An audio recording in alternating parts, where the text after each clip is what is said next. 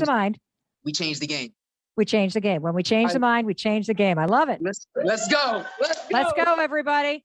All right, high five. We'll see you later. How do you feel? Release and in peace now. What happens is, gentlemen, is that throughout life, because we're men, we take on so much weight and we don't know how to get it out.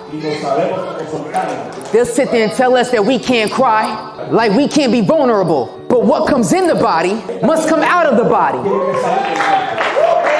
You're wondering why you can't get to the next level. You gotta think of it like this. Life sometimes is like a video game. You get to the end and you know you're about to get to the next level. But for some reason, the enemy just keeps beating you and beating you and beating you. And all you gotta do is shift your strategy upward and not straight ahead. Any video game you play, they tell you don't go for the body. You be like David, you aim for the head.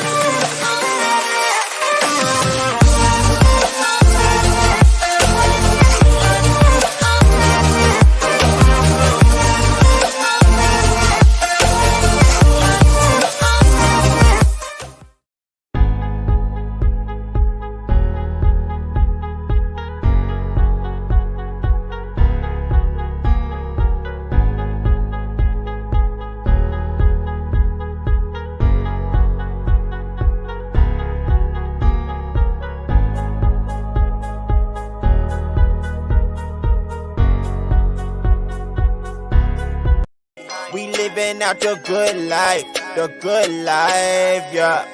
I ain't gotta worry about a thing. Oh no. Had some obstacles I overcame. Oh yeah. You don't have to ever be the same. Oh Lord. Cause when we change the mind, we change the game. Coming through clutch. Coming through clutch. Coming through clutch.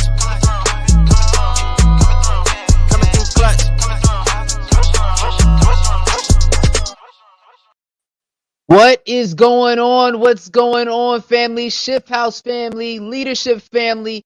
The Kenneth Allen Thomas Show is here. Welcome, everybody, to our 72nd episode. And I've got a special exclusive one for everybody in the building. Listen, let me know in the comments where you guys are hailing from. Let me know where you guys are watching from. Maybe you're on your lunch break. Maybe you're somewhere else. I know it's an odd time that I'm on the air and everything at this point, but we have an exclusive, conversation for you all that I believe is going to be prominent in your life, is going to help you elevate, is going to add value in all those different things. Now, listen, here's what I need you guys to do. I need you guys to go ahead and hit that share button and share this video right now, or share this podcast wherever you're listening to this. Even if you are listening to the replay of this, share this with your mom, your daddy, your uncle, your auntie, your grandma, your grandpa, abuela, abuelo. Share it with everybody who needs to hear this special message and everything right now. I've got a special man that is coming in to join us this week.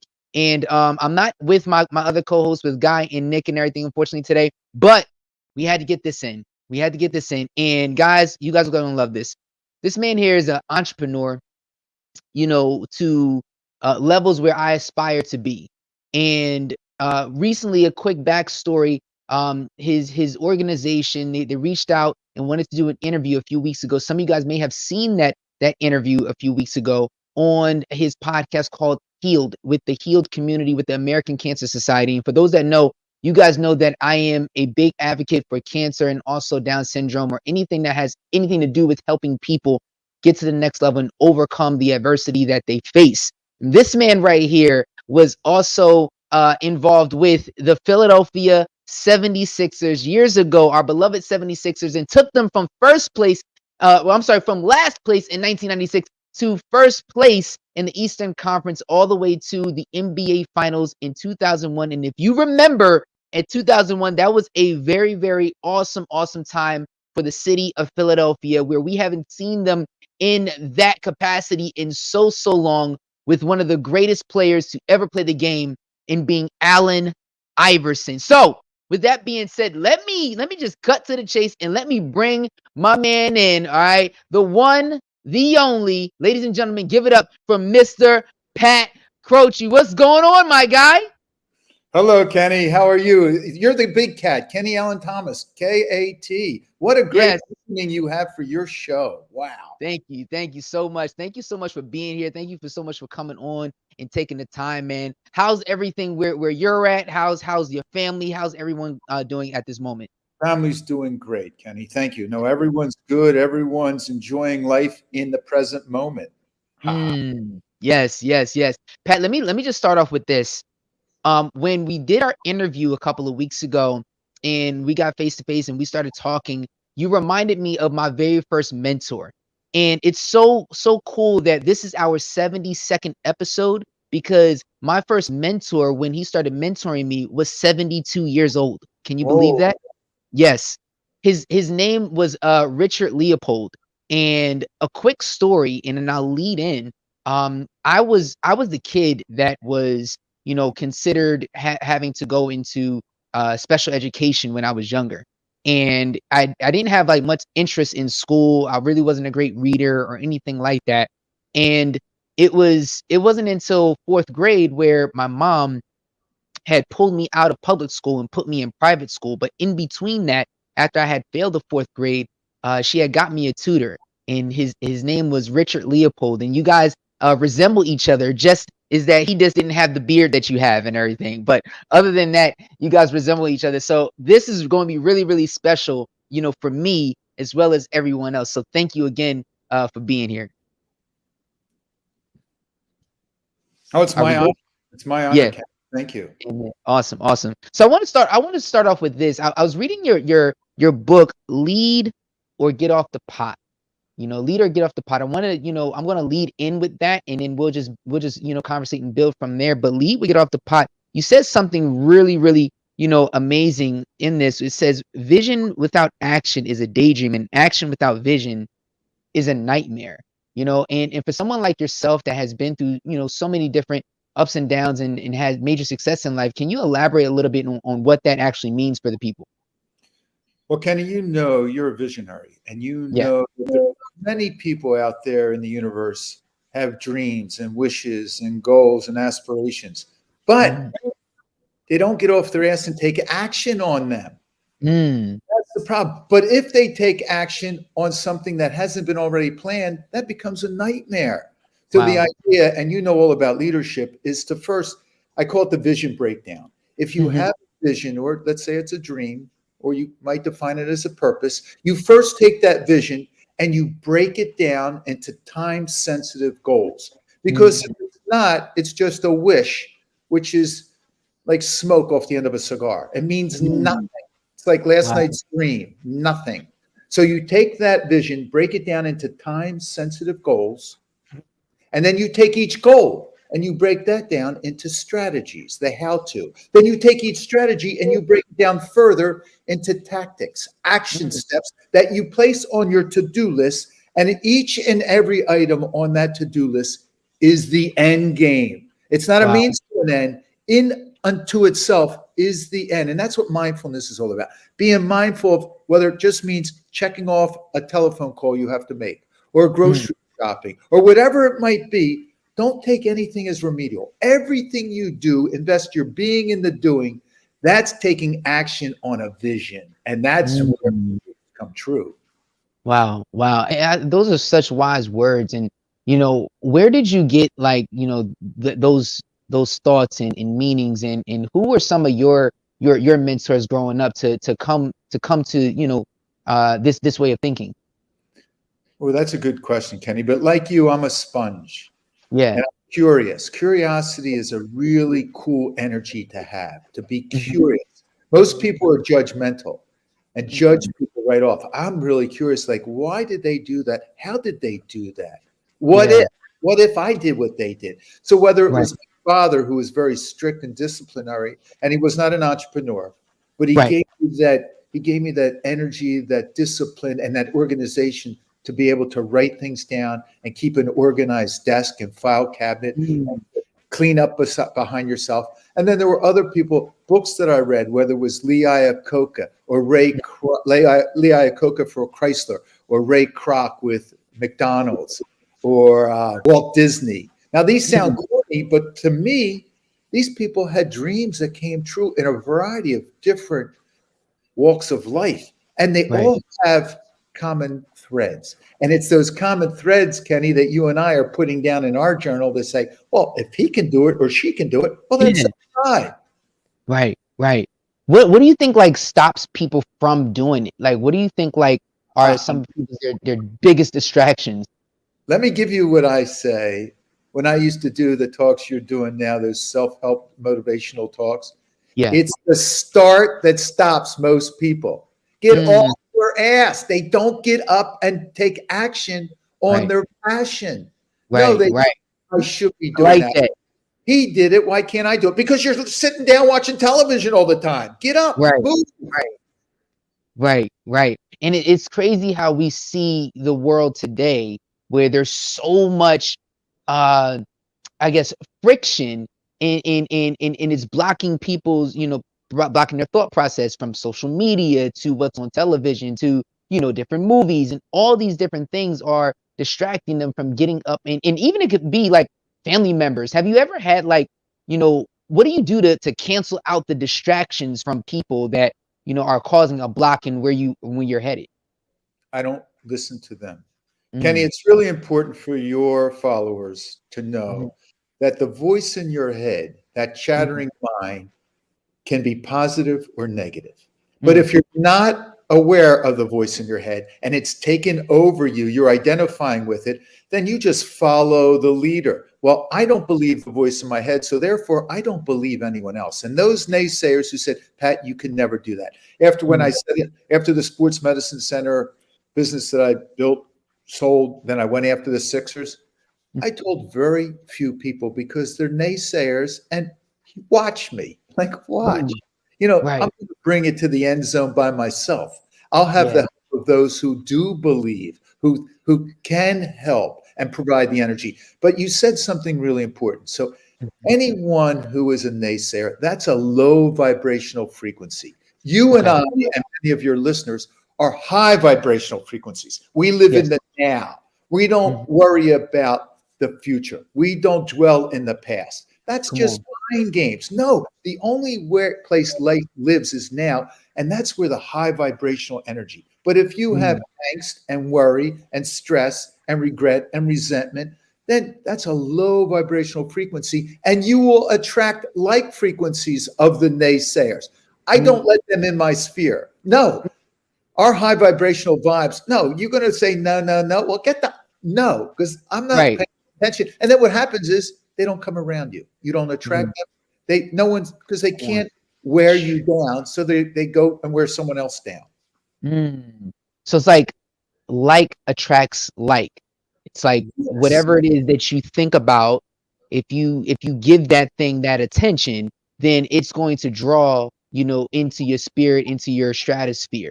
But It if will you help. It will help draw. So there's no it will help defense. But the way Okay. you just said that, if you place your attention on your intention with the right motivation, then you will attract like frequencies, like me coming to you, you coming to me, and we will help each other fulfill our dreams and goals. Where otherwise, if you just sit back and worry about what was or what should be, then you're going to attract the law of attraction, like low vibes, and then you can commiserate together in the corner doing nothing. Right, exactly. And this is what I want everybody to get, everyone that's listening right now, okay? Like basically you have to continue to move forward. And I like to use this analogy, Pat. where I love the story of the four lepers, where these guys, it was a pandemic at this time, and these four guys were saying, you know what, if we stay in this position, or go back home, then we die. If we stay here, then we die. Our only mission is to actually move forward. We don't know what's moving forward. We don't know what's at the end, but we just can't stay here. And a lot of times people stay stuck in a position because they get comfortable or they get complacent and they just don't want to move at all, if, for whatever reason. But if you develop the mindset of, listen, I don't know where the next step is, but if I plan ahead, the one thing that I can control is my preparation and attention to detail. The outcome will take care of itself, but I have to move forward at the end of the day. To that, you say what? There's a philosophy in Japan, one word, an entire philosophy called Kaizen, Kaizen. And Kenny, that means continuous improvement, always improving, asking questions, following up. Because if you're not getting better, you're getting worse. Come on. Yeah. It doesn't stay the same, even physical wise. We age. Gravity's working against us every day. So if you don't strength train, eat the right food, get enough sleep, you are going to debilitate. You will have an increased risk of injury and illness. That's outside. Inside's the same thing. The mind needs training. The spirit needs training. And if you're just staying, as you said, complacent or the fear of change, then you're just going to be left in the back of the pack. Yeah. Wow. And I want you guys to understand what Pat is saying right here.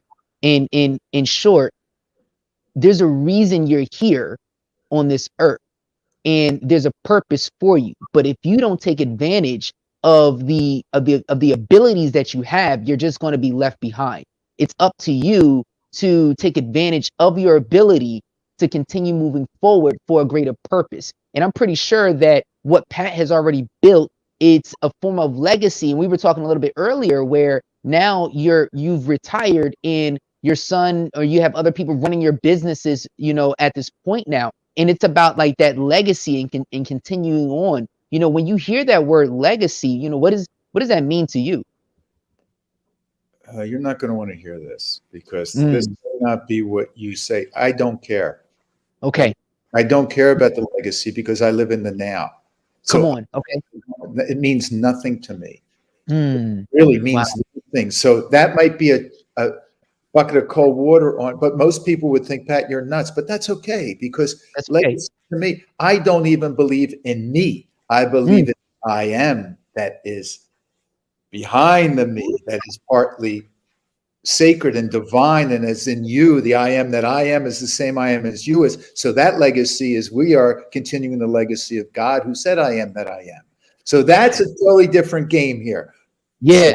The legacy, no, I left and retired, and my son and son-in-law, Michael and Jeff, run the business, and they run it to the best of their ability, as you were talking about. Yeah. Do your very best. God takes care of the rest. But it doesn't affect me at all. I don't care. I don't mind because it's not right. The only thing I care about, Kenny, right now, I care about, listen carefully, is you. Right now, it's just you. That's it. Nothing else enters my sphere of influence. Nothing. And so if you live life like that every day and you're open and honest and available and curious of how the divine universe is unfolding directly in front of you in the now, in the present moment, whoa, look at this. It's for you. But we think that it's to you. The universe is working against you. No, the universe doesn't give one iota of what you want. It cares what you need to awaken into you so that you can be the most blessed, sacred thing on this planet. Amen. I want to just dive in a little bit deeper on this here. Now, you've taken a road of, your mindset and meditation and, and you shut down after a certain time during the day. Can you speak to your meditation journey and what that has done for you and how others can begin their journey as well too? Or what advice would you give others when it comes to their mental health or things in that nature? Sure, Kenny. And I was very into the body, being a physical therapist and an athletic trainer. I had the best of both worlds, training the pros and the Olympians. And and conditioning myself and keeping myself in tip-top shape. And I always had the spirit. I always was faith-driven. But my mind, I never really gave much nature to my mind. Yes, I would study, I would read, but I never realized and investigated the nature of that which is aware. Yeah. The Asian, the Hindu, the way Eastern philosophies, other than being a martial artist, but I like the yang. I like the fighting part as opposed to the mental part. And then about 7 years ago, something happened and it was this one quote, Kenny, that I had read. Most of our life occurs in our heads: memory, imagination, speculation, interpretation. So if you want to change your life, you best begin by changing your mind. Wow. And I went, yeah, I said the same thing. Wow. Can you change your mind? I can change a body. I can change my opinion, but can you change your mind? And from that day till now, 7 years ago, I went around the world and dealt with some of the greatest spiritual teachers on the planet and with retreats. And it was just an eye opener. And some of that I'm sharing with you right now, that yes, it really can. Like you said earlier, I saw your opening. Change your mind, you change the game. It's right. So true, because I don't see anything different than anyone else. What I see, how I see it, game is different. Wow. Because now joy, peace, and happiness and love within me, my true self, I get to utilize that, establish that, and all decision making is predicated on that. So there's no anger, there's no worry, there's no threatening. There's nothing that will cause me a low vibration. It's impossible. Wow. That's deep. That's deep. So for someone like, let's say someone like myself, right? I'm in a position where, I've got 4 children. I'm running a business as well too, right? What are your suggestions towards someone like me? Because obviously we're on kind of like 2 different spectrums here, where you're retired, I'm still building. For my mindset, and for someone like myself, or anyone that's listening that's in my position, what are some of the strategies or things that you would suggest for someone like myself to do in order to, stay the course or meant to be? I guess what I'm saying is elevate mentally in a sense. Great question. And don't get me wrong, I'm not saying not to have vision, purpose, dreams, or goals. Right. No, I'm not saying that at all. What I am saying is that when you use your mind, instead of allowing the mind to abuse you, worry, and leave the present moment, is when you use your mind and create the goals and the strategies and the techniques and whatever you need to fulfill your mission in life, and write it down, then come back into the now and look at each one of those items and involve yourself, your entire being, in the doing. We would say that in sports, like with Michael Jordan or Allen Iverson, when they're playing on the court, they're in the flow. Well, you can be in the flow of life with your family of 4 children and your wife. You can be in the flow of work with your clutch movement. You can be in the flow. At the same time, what happens here, Kenny, most people, they dive both feet into the activity and they forget the peaceful center. I'm telling you, always keep one foot in the hub of the wheel, the peaceful hub. And the other foot can go in the frenzied perimeter, but you never leave the peace inherent within yourself, so that no one, so you're intimately involved, but you're independently hands off. So you're there. It's Jesus said, be in the world, but not of the world. So you're in the world with everyone, but they can't mess with you. That's the beauty of it. You can help them gain what they need. They can help you, but you're not so attached to it that your peace gets diluted to become dis-ease, D-I-S-E-A-Z-E. You don't need, because at your core, Kenny, and all of your listeners are full to the brim with peace, love, and happiness. Unfortunately, we superimpose thoughts, feelings, sensations, and perceptions. And we forget who we truly are, and we identify with some thoughts, many of which come from other people that don't have a right to say who they think you are. Right. I believe that. It's like we don't operate out of our essence. We operate more so out of, feelings, like, like you just said, fear, thoughts, things in that nature.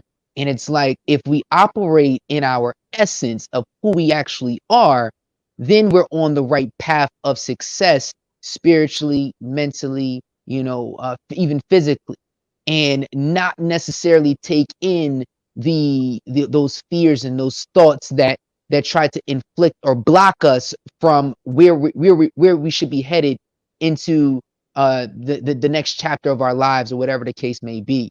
And along this journey that you've gone in, like, it takes something to actually get here, right? So I want to go back a little bit to the sports therapy, and what you were doing in order to get to this point. Like, how did you get into, the sports training and the physical therapy and things of that nature early on? Was that always a passion of yours, or what was that like, growing up? So I rarely delve into the past, Kenny, but for you, I will. So we'll go back, and I graduated from the University of Pittsburgh in 1977 with a degree in physical therapy. So I was a licensed physical therapist. But at the time, physical therapists worked in hospitals. Athletic trainers worked in training rooms for the professional athletes. I wanted both. So I got a certification further in athletic training, and I melded the both. And I was at the right place at the right time, where sports medicine, now it's a common word, but then it was fairly rare in the late 70s. And I took it upon myself, and I first got a job in a hospital as a physical therapist, but that's not what I wanted to do. I wanted to work with athletes, and I wanted to combine the great teachings of athletic training and the great teachings of physical therapy and take it another level. And I was lucky at the time. Oh, this is funny. So it's 1977. I'm knocking on the door of the Eagles because that was my ultimate dream, to be the physical therapist they slammed the door on me. Nope. What? Door, they slammed it on me again. And they said, no, we don't need any. I said, well, who's the physical therapist on staff? We don't have one. Well, we don't need any. I said, I'll volunteer. We don't need any. So luckily, that rejection, and many of your listeners get rejections, and we get all upset like I was. I just wanted to drive the car right up through the front door. And Yeah. But nevertheless, that rejection was the greatest thing for me, because if he would have said yes, I still might have been the physical conditioning coach and the physical therapist for the Eagles, when in fact I got to be part owner of the Flyers and the Sixers over the years. Yeah. Like, you never know. So there I continued on. I took more courses in sports medicine. I helped create what was one of the first sports medicine centers in the United States in a hospital setting in 1979. And then from there, 1983, I went on my own because the hospital became complacent, and I wanted to continue to grow and Kaizen, do more and do more. And I had one little sports medicine center, one little 1,300 square foot center. I rented in a shopping center, and that one turned into from 1,300 square feet to 4,000. And coming there was Julius Erving, Charles Barkley, Mike Schmidt of the Phillies, Gary Maddox of the Phillies, Bobby Clark. I mean, the who's who of professional sports in Philadelphia came to that little center. And that one center eventually, over 10 years, became 40 centers. Wow. And so but Kenny, you know all about leadership. The me became we. And so without the we, I couldn't do anything more than one. Absolutely. And it was learning to delegate. I wasn't good at delegating in the beginning because I wanted it done exactly my way. Yeah. And then eventually you realize there was a guy, Fast Eddie Mirsch, who was my right hand. You realize, well, he did this second one really good. But I was all over him to make sure that it was done without any dilution of quality, service, cleanliness, intensity. But then I realized, well, if I can do two, I can do more. And then it just blew up. And my people, my team were so vital to me. My wife rarely ever saw me. My kids rarely ever saw me, because my extended family of 550 physical therapists, athletic trainers, exercise physiologists, occupational therapists in 11 states were like everything to me. And, so you do have to make some sacrifices depending on your growth. But at the time, that's really was my mission, and to spread a healthy attitude, a positive attitude with your physical rehabilitation. And the goal at the time was to make the injured good and the good great. So my market was limitless. And that's really what happened. And I sold it to Novacare, which became Novacare in 93. I fulfilled a 2-year employment contract, but that wasn't for me. I wanted to do more. And 95, I stopped. I could have retired. I had enough money then, but I didn't know what to do. And then I went out and searched to people I respected. Ed Snyder, owner of the Flyers. Harold Katz, owner of the Sixers. Chuck Barris, the TV producer, made The Gong Show and all those TV shows at the time. Ron Rubin of Philadelphia. And I would go and ask them questions. And at the time, I'm talking to Harold Katz, who owned the Sixers. And he knew me because I was his team's conditioning coach for 10 years. Absolutely. And I asked him, I said, Harold, and I could tell he was upset. The team stunk. It was awful. 19, horrible. What was that? 1995. 1995. Only had 18 wins or something like that. Yeah, you're right. You're right. Yeah. So I said, 10% of the team. I'll bring in Team Esprit and I'll take the brunt. Let me help come in. I said, nah, Pat, when I sell the team, it will be all or nothing. All I heard was, I didn't hear no. I heard all or nothing. So I went out, went to Ron Rubin, who went to Comcast and helped me put together. And I went back. I said, okay, let me buy it all.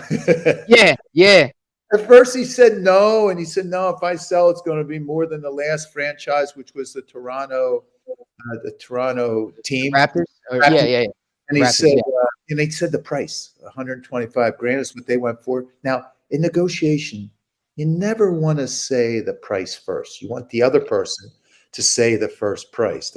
I use 4 rules in negotiation. 1, create an environment conducive to success. 2, never say the first number. 3, be willing to walk away. And 4, do your homework. Wow. Well, I wasn't willing to walk away, but I didn't say the first number. When he said 125, I went, I can get that.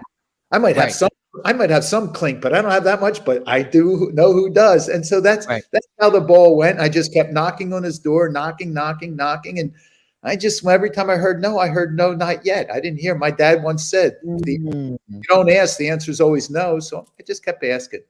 Yeah. And that's so amazing that from that point, you went from last place and then within 5 years to like taking over the city pretty much, because like, let me tell you, because I was a junior or sophomore, I think, in high school at this point. And it was AI Central where I'm at. And I literally had Allen Iverson's all-star jersey, like when they had the blue East jerseys back then.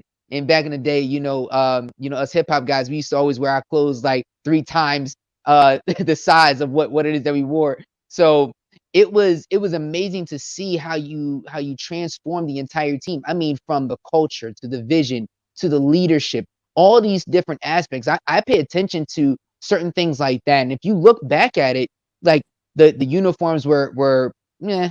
And then when you got there, everything started to shift, everything started to change. Everything started to build up differently, so, and then when AI was there, he brought a different type of atmosphere to the arena. And I remember reading that there were only 11,000 people in, the First Union Center at the time. And then no, 3,000. Oh, 3,000. Oh, wow. Season ticket holders. Well, other people would come, but no, until that year, 1996. And I got to tell you, sorry to interrupt. No, go ahead. Was, I may have pushed the button to detonate this revolution, but it was the divine universe unfolding at my high vibrational energy and allowing me to win the NBA lottery. And with that pick, selecting Allen Iverson. Then still stunk though, Kenny. That first year, 96, 97, we were still no good. We only won 22 games. I mean, still no good. Then I was lucky enough to go after Rick Pitino, Phil Jackson, or Larry Brown, because I said, nope, I'm going after the best. No.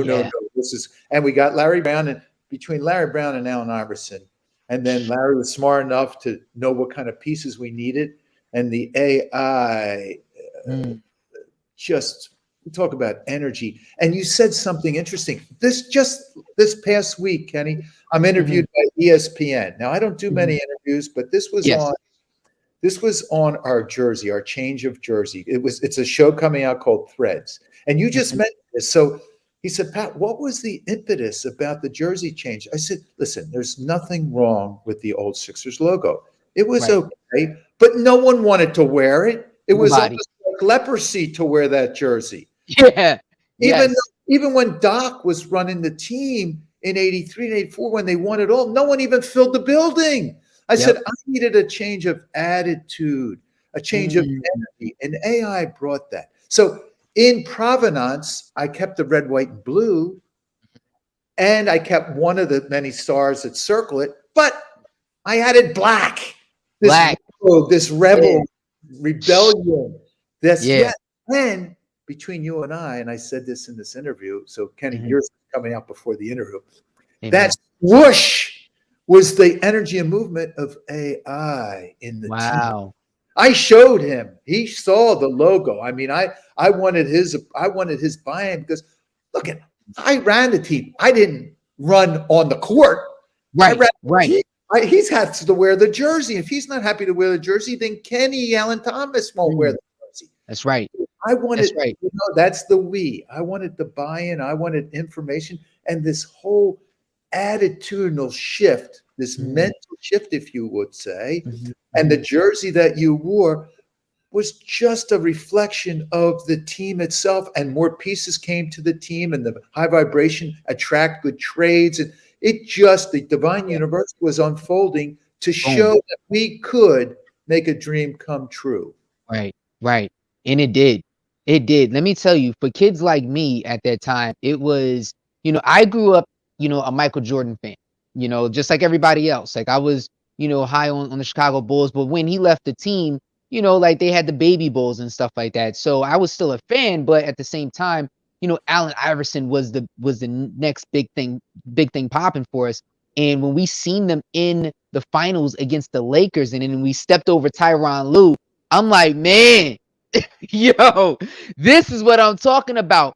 Because for little guys like me, skinny guys like me, it gave us a chance. It gave us an opportunity.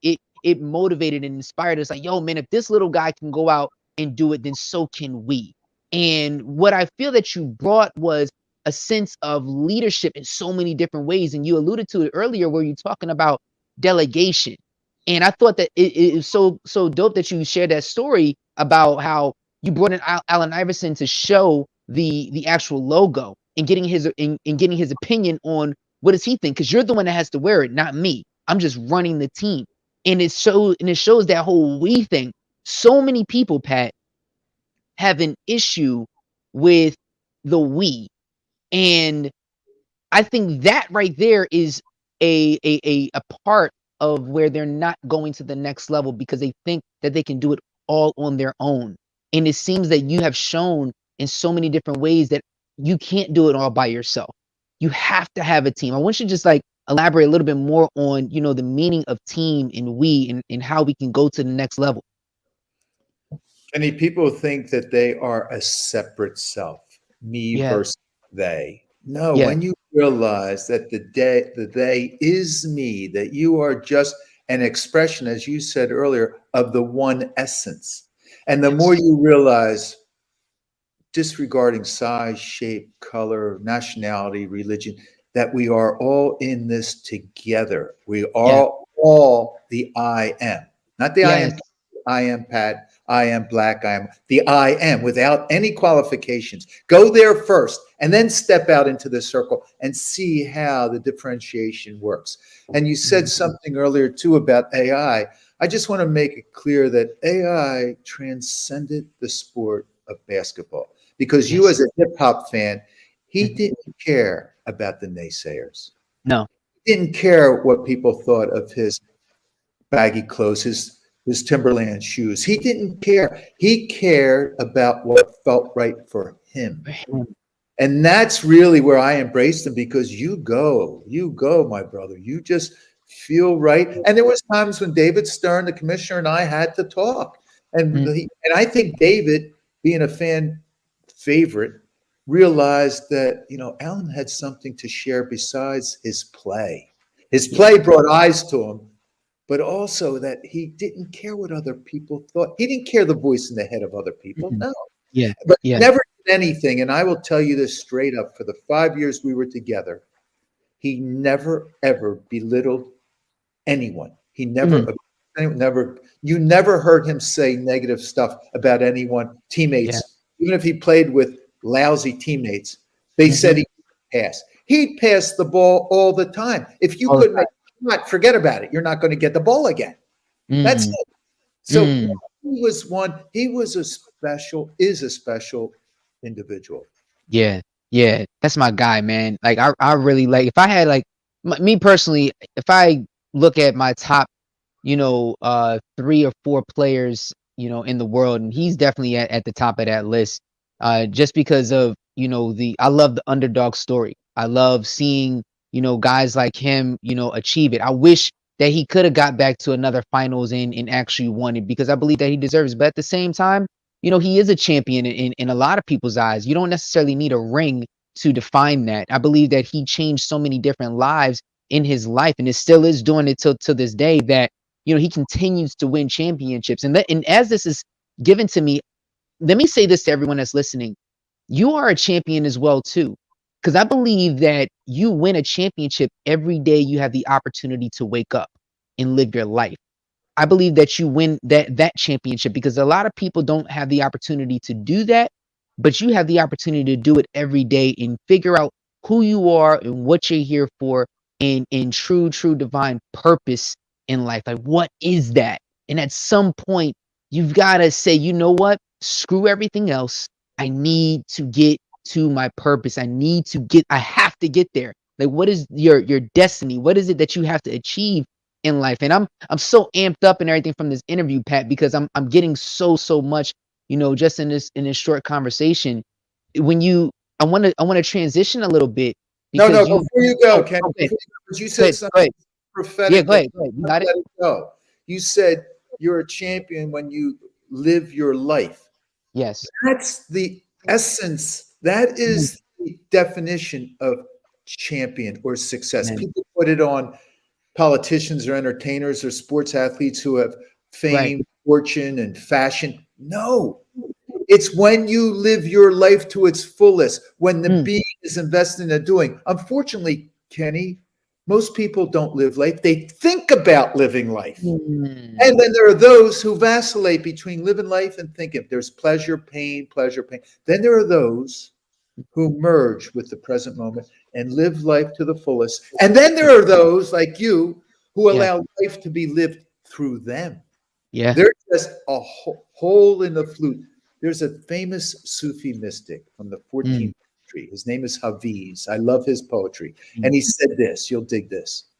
I am the hole in the flute that the Christ breath moves through. Listen to this music.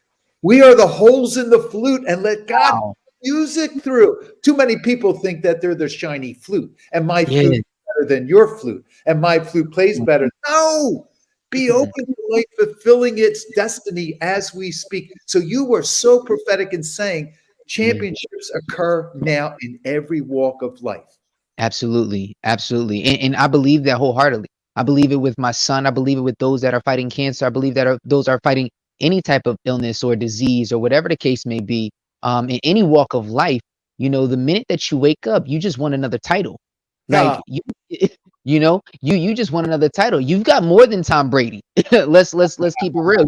You've got more than Phil Jackson. You've got more than Michael Jordan. Like, that's the thing. And we have to start thinking on that level. I love this. You'll love this, Pat.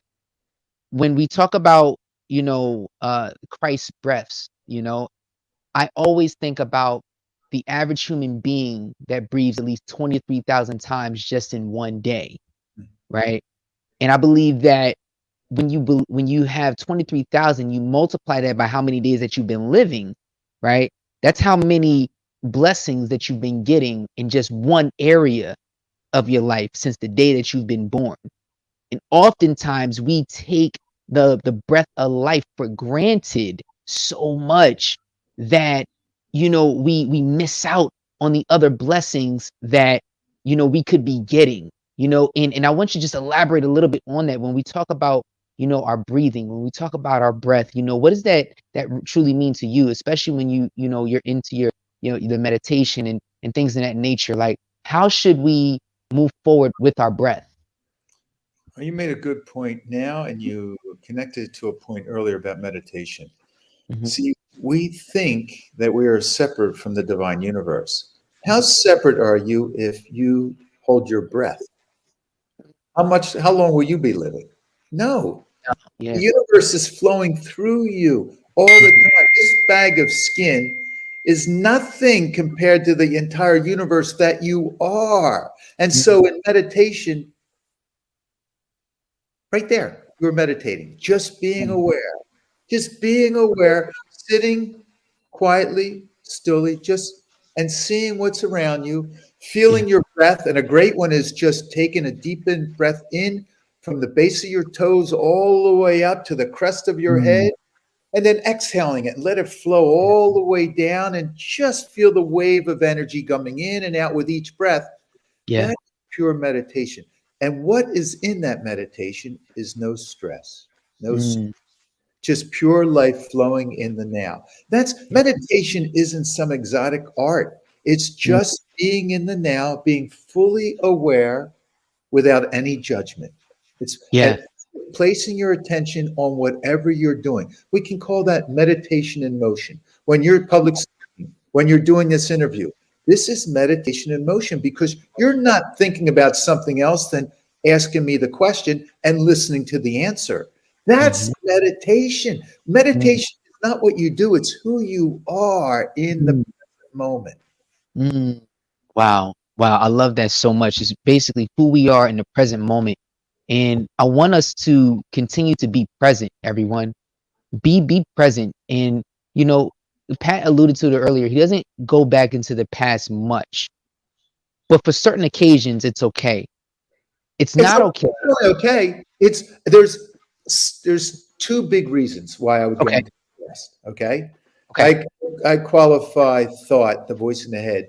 I have two really good reasons that I would allow the past to be in the present. One are joyful thoughts. If you have joyful thoughts and you want to share them like we're doing here, go ahead. Whatever delivers Yeah. happiness is God smiling on you, tickling you. Two Amen. is learning experiences. You don't want to repeat painful past experiences. So how you've learned from them, you review them and use them in the present. Yes. A third really positive way I qualify thought is when you use thought in a practical, analytical way, like to scheduling this appointment right now. You use it. So you're using thought joyfully, learning experience, or practically, so that you can fulfill your dreams and goals.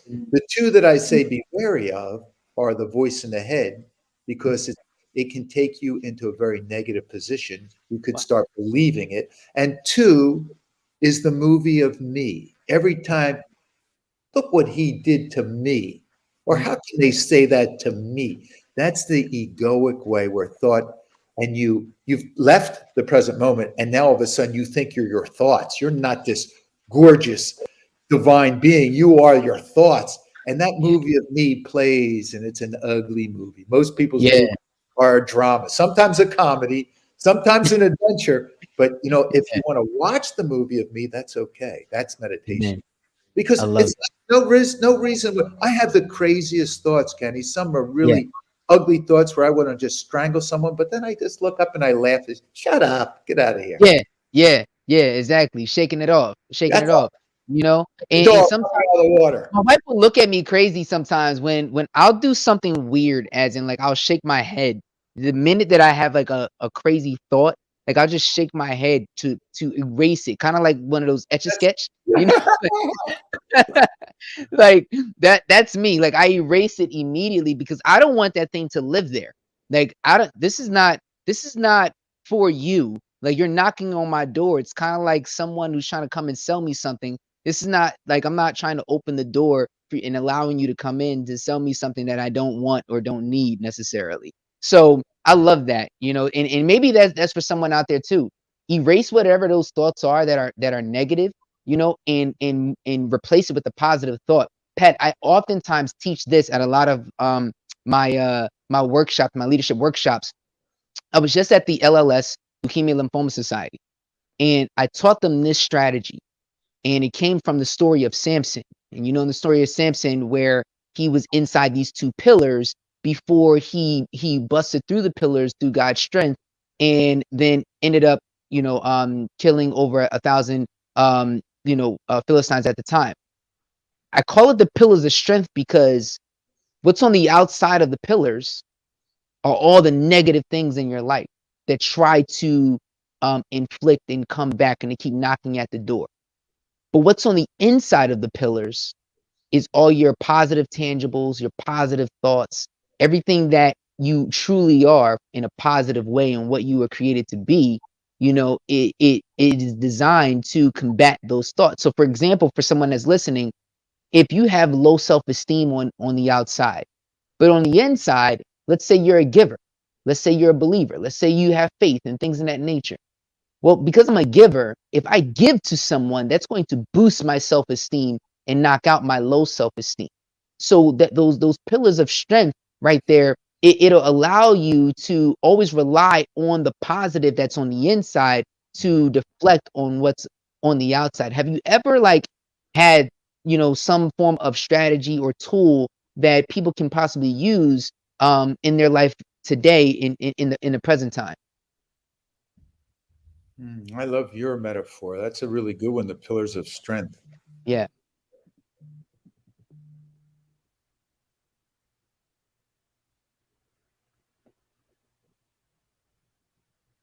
I would have to say to ask yourself the question,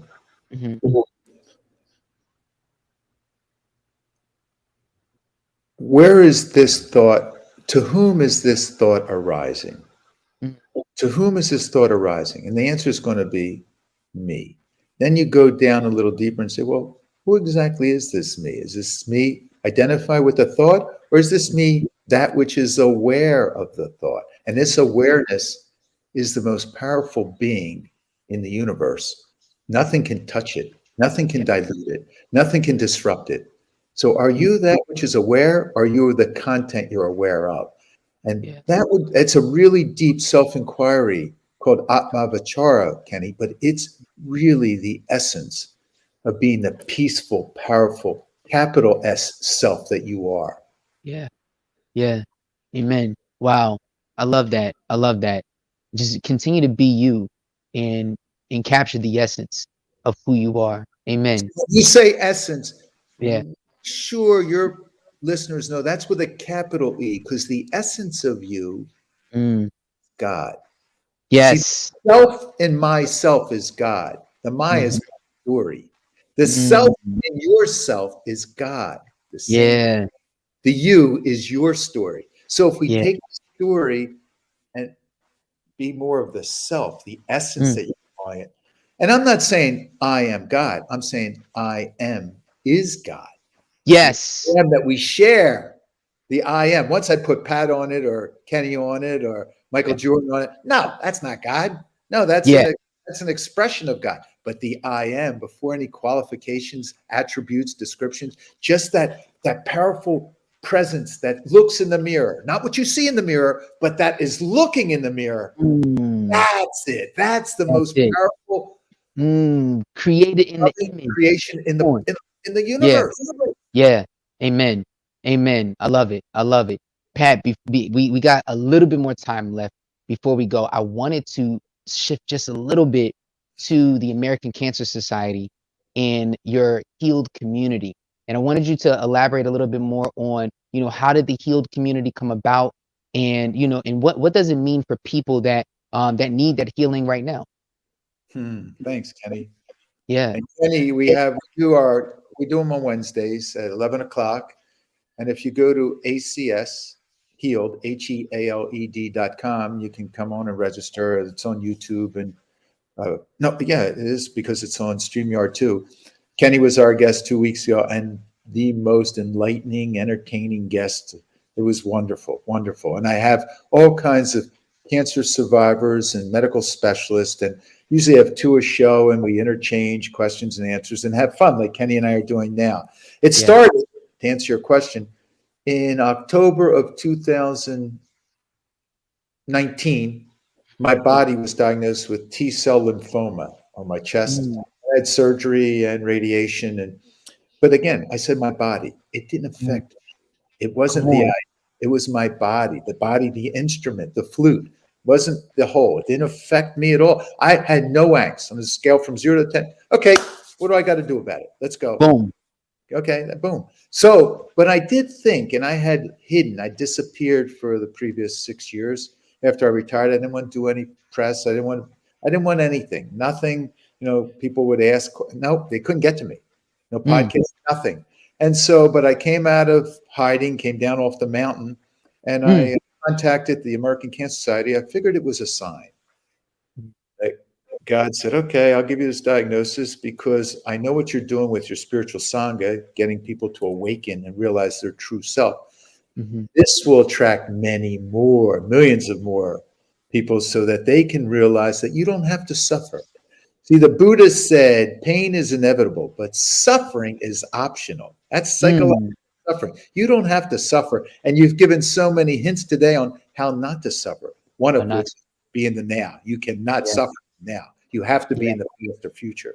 And so I contacted them, and they had this healed program, Health and Energy Through Active Living Every Day, that in 2019 they did some research, and that it's all about how to help with survivorship after cancer, the physical means of getting after cancer. They said, Kenny, that 3/4 of all cancer survivors don't get off the couch after they're diagnosed and treated, and the mortality rate is just too high. So I said, oh, I love that fitness. It's right up my angle. Yeah. And so I said, how much money will you need for this? She said, about $2.5 million. I said, okay, I'll put up 10%. I'll help raise the rest. Okay. And to date, we've raised $2 million. And I said, but I'm not waiting for 14 months for this research that I know is going to prove that physical energy and activity, just being active, is going to help. And I suggested a kind of spiritual sangha, but in a more secular way of the gathering, the healed gathering that you were on. And so that's what I've been doing. Tomorrow is our 40th week. And it's just a way of helping those who've been touched by cancer and those who've been touched by cancer suffer less. That's all. That's truly our role, Kenny, is to enhance happiness. And how do you do that? By suffering less. By suffering less. Amen to that. I love it. I love it. And you know what? That's what we did in the hospital with Christian. And that translated into me jumping in other hospital rooms while my son was fighting cancer, and I was helping, even more people and dancing with more children and dancing with more families. And now, you got other dancing dads, around the world that are doing the same thing with their children that are battling as well too. I think that, when you say suffering less, I think that is so prominent in so many people's lives, where that's what they truly want. Suffer less and gain more. Gain more of what exactly? Gain more peace, gain more love. That's it.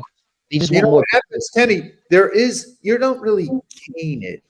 Yeah. Let's be really technical. You are peace, love, and happiness. So what you're doing when you're not suffering, you're just lifting the shades. You're lifting the veils so that the peace, love, and happiness that you inherently, essentially are, gets to shine through. We're all the light.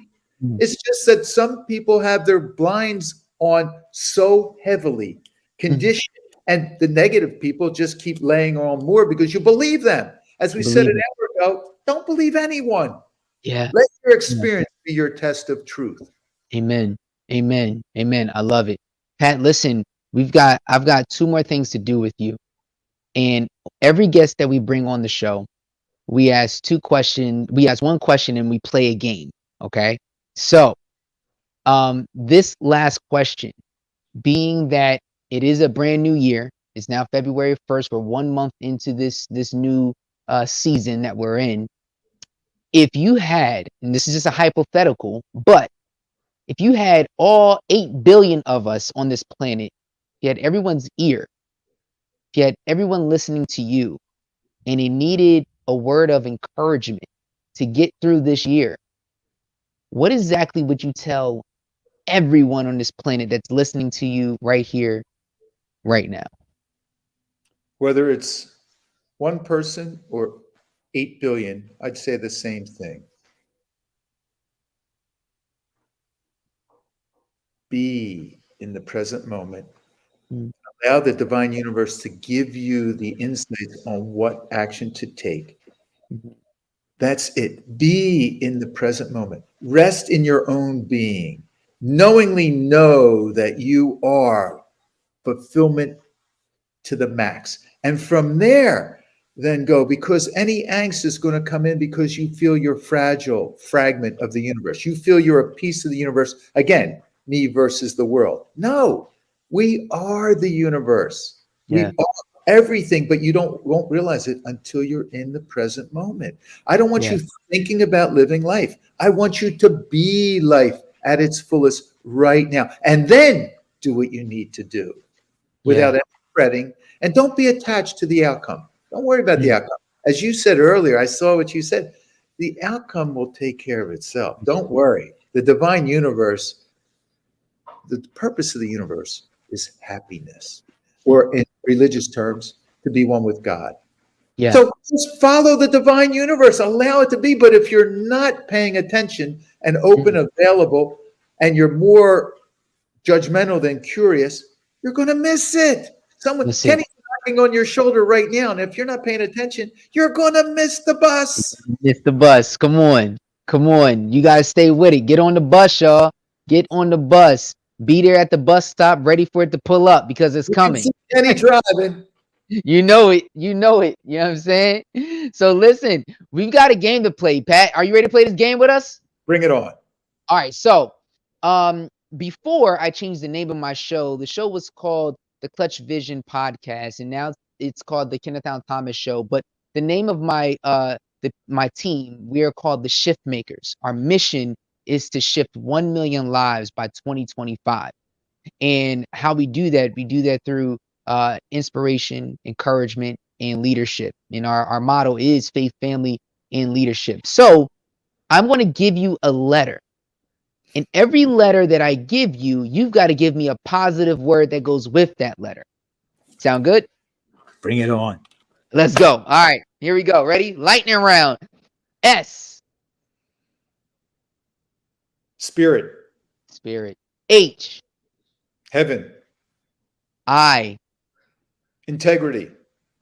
F. Faith. T. What was that? T. T. T. T. T. Truth. Truth. There it is, everybody. Use your gift to make the shift, y'all. Use your gift to make the shift. Ladies and gentlemen, I need you guys to put something in the comments for my man, Pat Croce, y'all. Brother, thank you so much. This was amazing, you know, to have this conversation and everything with you. Thank you so much for taking Oh, it's time like out. I'm talking to myself with you. Right? Exactly. That's what we do.